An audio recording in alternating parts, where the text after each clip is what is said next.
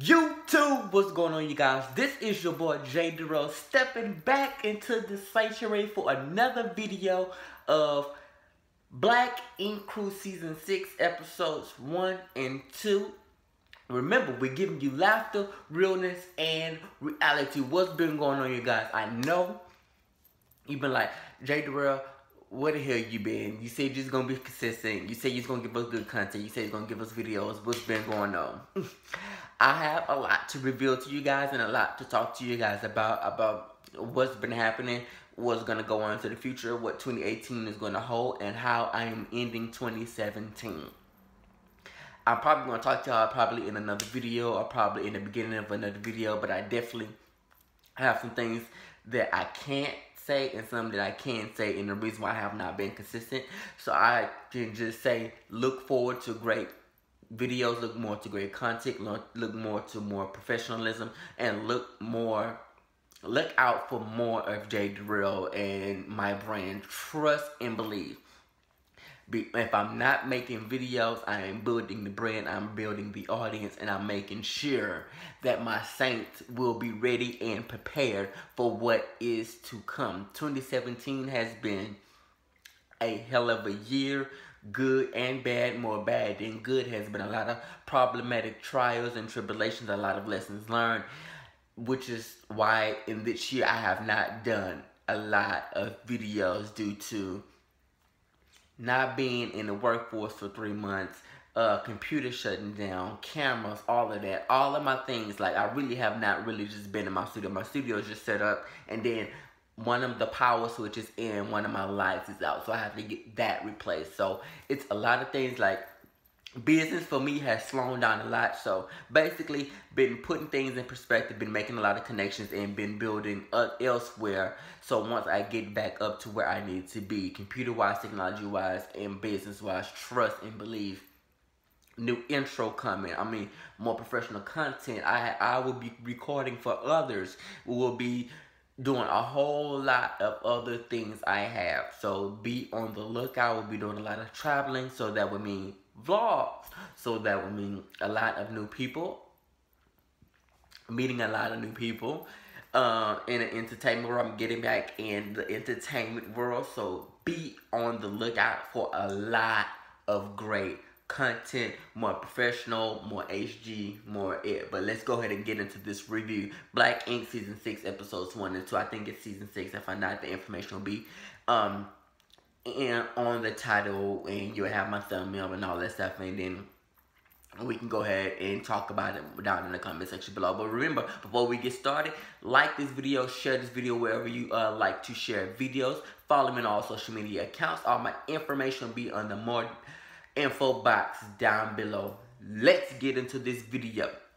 So basically, on the season premiere of Black Ink, and the reason why I have not gotten that out the day that it premiered, because I actually forgot. I was doing something else and I forgot the day of the premiere. So I watched the episode, but I didn't feel like doing a review because I wasn't feeling it. So I was like, I'm just going to compile some things in this video. But first video, basically, we already know that last season, Duchess gave C's she basically served C's while he was throwing a party for the grand opening of Atlanta. So after they got done, I'm guessing that they went to court. I didn't hear anything in the media. Plus, I don't follow Dutch because I never liked that witch anyway. But I do follow C's. But I didn't see anything court-wise. So I don't know if that was just for show or her just knowing that she was going to leave for next season. I'm not sure what that was or how that was going to do, but I'm guessing they went to court and got that taken care of. So she's not getting half of the empire. She's not getting anything but her name, what she compiled from the show, and the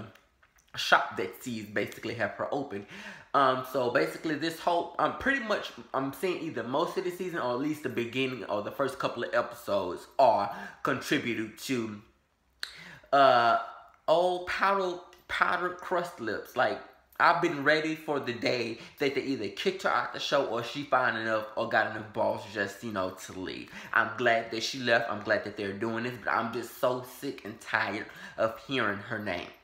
We covered up her name. She's kicked off the show. She's doing little antics and try to keep her name buzzing by doing diss tracks and having Sky's son come. I mean, bitch, Jesus, I said I wasn't gonna cuss. But that pissed me off to the T. That will make me go to North or South Carolina, whichever Carolina she is, pull up. But we already know Dutch is scary.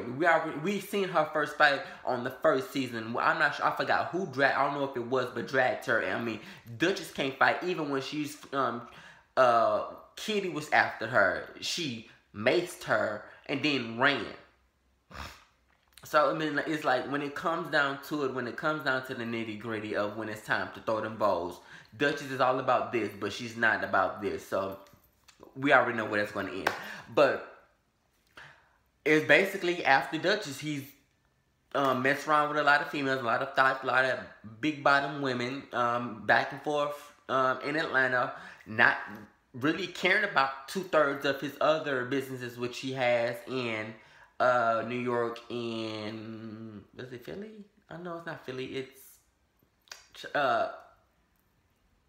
Queen. I think it's Queens.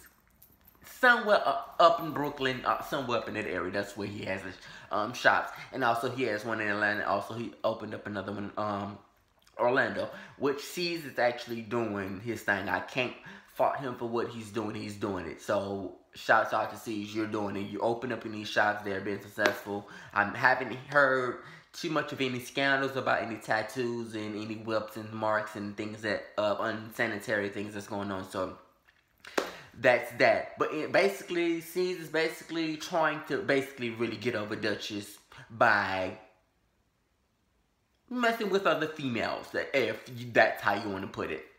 So he throws this party, first season, opening up, Carly Red's come out. I'm not sure why she's even on this show. I'm not even sure why. She's just, Carly Red to me is an old lady that just needs to sit down. You can tell she's always all in her throat, it's all in her neck. So her traveling with these young females and being hoish and things, it's like, girl, go sit down. You're doing way too much. You look foolish. You look childish. Where is your, didn't they send you an aren't you 50? Like, I'm just looking for her. Just go sit down, because she every time she steps on the screen for me, she just does too much. Just too much. We already know Sky is the new manager of Atlanta, which we found out last season. So she moved everything, packed up her life, and moved to Atlanta. She has this big, fabulous house in Atlanta. Of course, the amount of money that she would normally play where she was living in New York, of course, would do some very good in Atlanta. So she got her a nice house. She's living well. It's fully furnished. And C's is staying there for a couple of weeks while he's basically getting everything down in Atlanta. Of course, they was there 6 months prior to shooting everything, so now we're just getting everything, which is 6 months late after all of editing and everything has taken place. So that is that. So Duchess have the child goes on and she's watching his son, her child basically talks about her. And then you have the son's father, which we seen previous seasons ago, apologizing to her. Now all of a sudden Sky is the bad person. So that was basically that. So we shoot on over to tonight's episode 2. So we open up the episode basically with the renovations done. Mel basically got the renovations taken care of from last episode. C's left it there for 2 weeks. They was out of work, and you know, he basically has not gotten anything done. So she had to take the initiative of making sure everything got cleaned up with the guests, making sure that the weekend that as the employees cleaned out the place, that the actual contractors came in and finished and got everything done. So within that scene, we also see in tonight's episode that Sky and C's actually comes in after renovations are done. Everybody comes and views everything, and basically everybody can basically get to tattooing it and get to making that money, which they have not been able to. So in that sense, Mel, which is the new manager, she wants to go ahead and celebrate the renovation. So she wants to get together and throw a party. So we're going to go ahead and shoot over to the party. So the party is going on. Everybody is turning up. Previously, we heard that Donna had some issues with her husband,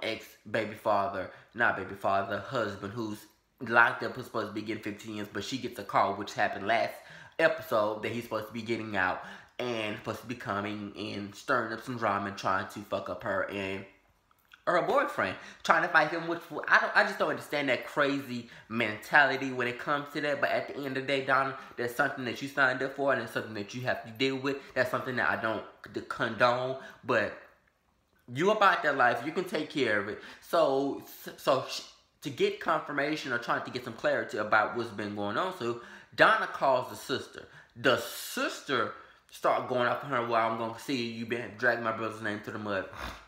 Obviously not. We all seen on the episode where he dogged her out, cursed her out. I mean, treated her like she was garbage. We seen, and basically, even though we did not see verbatim or see with the camera, or see with our own eyes where he was physically abusive to her, the way that he talked to her behind bars and tried to get her to send money and just dogged her out, we believe that he talked to her and treated her like garbage, probably stumped her in the face, as she said, and just treated her emotionally, spiritually, and just really just dogged her out. So, sister, I don't know what the hell you trying to put out there, or if you just trying to get camera time, or this is something that's orchestrated. But at the end of the day, you know what your brother's all about. You know what your how your brother functions. So, out of here with the BS, girl. Bye. Okay, bye. But at the end of the day, we get to the party. She pull up. Her and her friends, I don't know if it was two, maybe 2 or 3 came with her. So Donna, okay, boo, you gonna pull up in my scenery. You gonna pull up where I work and where I make my money at. See me outside. So she meet up outside and talked about her. She's like, XYZ, be a woman. You know, your brother did this to me. And she's like, you're dragging my brother's name, XYZ, comprende. So at the end of the day, it goes to commercial. We come back and we see the girl talking about, well, that's her brother though. And Donna like, girl, this is a conversation be A and B. You need to see your way out of it. I don't know who the F you are, why you even talking. I don't even know you. Maces her, still off on the sister, and still off on the other friend. I mean, as the other girl is getting up, she's stealing off on her, going over here, and then stealing off on the sister. Donna is really not having it, and basically sent a message physically to her sister to let you know you and your brother gonna get it if you continue to try to come for me. I have not said anything to y'all. I have not messed with y'all. Leave me alone. I'm in a happy and a loving relationship with a man who treats me right, brings me flowers, brings me chocolate, talks to me well, and just loves me, and even buys me a dog. You see, I kind of threw that in there to kind of get rid of that scene. But basically, Donna is in a new place, but still has to deal with basically old garbage with the family and him getting out of jail and people calling her phone and doing all this talking, all this rah-rah. But at the end of the day, like I told y'all, Donna ain't about this. She gone. And she handled herself. She dove and she did what she had to do. So shouts out to you, Donna.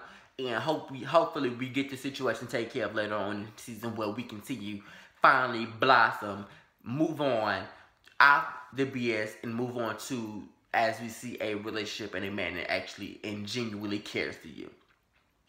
Okay, so even in that scene, we're dealing with Teddy. We see Teddy cry. We see a vulnerable moment of Teddy as Cease comes in. We see Teddy in the state that, of course, you know, a couple of seasons prior that we did see that Teddy's younger brother did go to jail and receive life. We seen Teddy deal with that.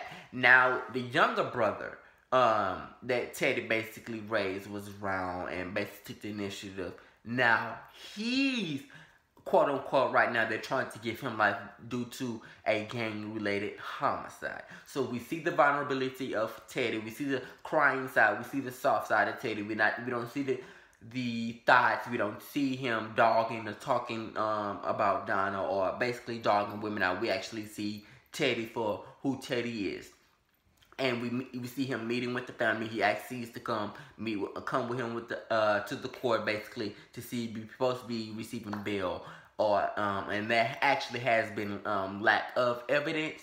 But still, as they go to court and come back out 3 hours later, we can see that the lawyer is telling them that the judge postponed and they will have to come back in 30 days for another court date. So that basically tears Teddy down and kind of see more of vulnerability. So we see him crying and see him basically really fed up because his brother's in a situation where he feels that he is innocent, and that's something that, as a big brother and a person who practically raised him, and as seeing him as a son, you in that state where you cannot do anything. You can't change a judge's mind. You can't do this. You can't put money up to get your brother out. You basically have to depend on God and the judicial system. And that's where they're at in that particular moment. So just to get Donna's mind off of all the BS that has been going on, Kitty and the Asian chick, I'm just calling her Asian chick because I forgot her name just that quick.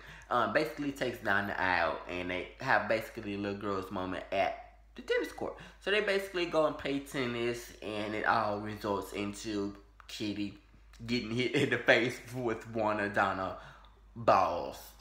So it's like, you know what, bitch, we didn't have enough fun. I done got kicked in the face. We gonna go. So, we're not gonna tolerate that at all. So in other words, in that sense, Melody Husbands comes in. As we already know, she probably didn't fill out her taxes correctly, or did not pay the right amount, or somewhere there's been a misconstrued. So her husband brings in a lawyer note, basically from the IRS, basically stating that, hey, you owe us $30,000 and we have liberty to take anything we want to, subject to getting paid.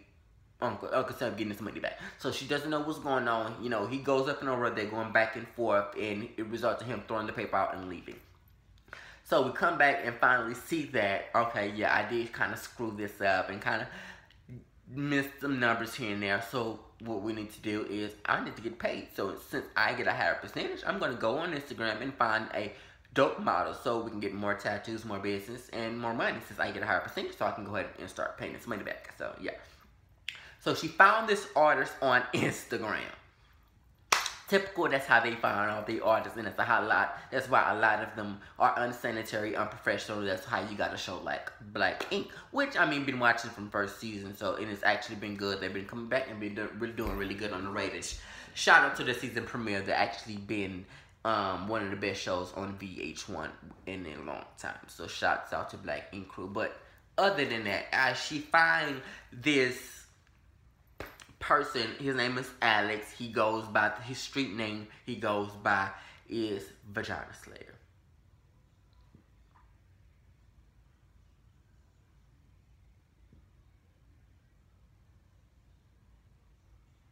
Okay, Vagina Slayer. I guess. And then the crazy thing about that is people really call him that. So he comes in, this is his first time in the shop. Basically his first time being introduced to everybody. Melody introduces him to everybody, shakes everybody's hand, and basically this is just trial run to see if he's cut out to be a member of Black Ink crew, another cast member on the show, and basically in there to make some good money. As Melody said, he's real good with black and white, so I'm pretty sure he's a good tattoo artist, as Melody chose, and I'm pretty sure I would trust her judgment in that. Which I'll probably provide more information for, because I'm gonna go find him on Instagram after I finish this video and get it uploaded and see what it's all about. But anyway, as we stated, as he bringing his first artist, he basically, you can tell he's been tattooing for a while because they have a bit of chemistry there. But anyway, he gets to tattoo. He lays out the design for her cover up for the person that's on her chest. Goes to set everything up, puts the color in, and steps on the thing to go ahead and get ready to start, and the thing won't start. I'm like, you couldn't check that before you called it in to make sure your equipment was right. So you was too busy trying to make everybody believe you're the actual Vagina Slayer. Okay, great choice for the opening of first appearance. But anyway, he reschedules, and it looks like she was actually mad and pissed off. So he reschedules her, lets Caesar know that he had to reschedule her. His equipment is not working. And Caesar's already over it. Melody was already over it because of the name and quote-unquote disrespecting and trying to say, her, baby, if you really don't believe I'm the Vagina Slayer, I can show you better than I can tell you. I'm like, no, you don't want to do that to the manager. And this is your first time. Let that slide in. Go fuck Donna. Go, do some, something else that, show somebody else. You don't want to say that in a professional manner, but at the end of the day, this is Brooklyn, this is Black Ink Crew, this is VH1, this is C's. What do you expect? But anyway, that's basically what it was. So he basically pulled out the black card, and at the end of the day, Vagina Slim, I don't know about that, but you do know how to keep your job, and you do know how to convince the hell out of somebody. So at the end of the day, you may be slay of words, verbiage, vocabulary, vernacular, you know. So at the end of the day, he got basically axes for another chance. Hopefully he performs right. Hopefully his tattoo and artistry is dope, and hopefully he look like a cool person, somebody we can pretty much vibe with. We can get some storyline, maybe some good ratings, and get him a good following. So at the end of the day, I think he'll be a great fit for the show. But we're gonna do some more research, and we'll see on next week's episode what he has to offer, or if he's gonna whenever he appears back on the scene, we'll see what he has to offer and what he brings within the previous years, if his work is what it's supposed to be. Because I don't know what standards that Black Ink brand and franchise hold. I just don't know personally. But at the end of the day, it is what it is. We also, in the closing of this episode, we see that Sky meets with her friend. I forgot the friend name, but friend was also with her when she went to go talk to and visit the person. So she basically sits there in the previous years when she initially visited the person who's been keeping her child all these years. They, of course, changed numbers, and basically it's been previous times that Sky was supposed to go visit and meet up with her children, but was too scared to. So now she's in a good place, money-wise. She's doing good, ambitiously. I mean, she's glowing. So now she wants to meet up with her sons and meet up with the mother and kind of explain and kind of get some closure and let them know that, hey, I didn't just drop you off. I did not just want you. I had some life problematic trials that I had to deal with. My mother had problematic trials they should deal with, and it was just not the environment to raise my kids in, and I did not want them to have that life. So I feel that as long as she explains that to them in a remorseful way, well, she's going to automatically be remorseful, because at the end of the day, your mother, and you look at the thing like, man, I was in the state that I just could not raise my child. So you always deal with that remorse. So that's going to automatically come. So at the end of the day, it is what it is. I'm actually excited to see everything that this season has to offer, because Black Ink Crew is doing it. That super trailer, everything that happened in the super trailer has happened either in a compacted episode, or a piece of it has been in an episode of each one of the episodes that we have seen thus far. I have no filler episodes so far. I mean, the season has been popping. So whatever the producers are doing, whatever Viacom is doing, whatever the executive producers and the cast is doing, I'm gonna try to keep doing that, because I would love to see more of this and more drama and more Black Ink for the previous years, since y'all pretty much are doing better than Love and Hip Hop franchise overall. But at the end of the day, that is what it is. This has been J.DAREL. I'm stepping out of the sanctuary. Remember, we're giving you laughter, realness, and reality. Remember, thumbs this video up, share on all social media sites, and follow me on everything. Information will be in the more description box below.